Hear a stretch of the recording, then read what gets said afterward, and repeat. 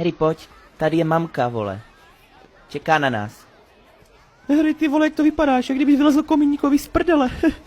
Ladies and gentlemen, please welcome Mr. Horatio Jr. Hey. Z něj vlhne jak z Justina Biebera. Jenom trošku. Jednu na TNCZ?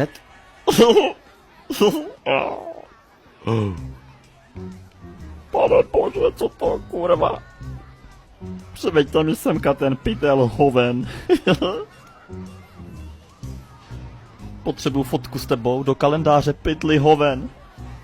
Z celého světa, víš? Já jsem takovej umělec, takže tam tu starou bábu, co na mě čumí, asi dneska vojedu. Takže, jen si to představím, tak už mi stojí. No je piči. Ale no tak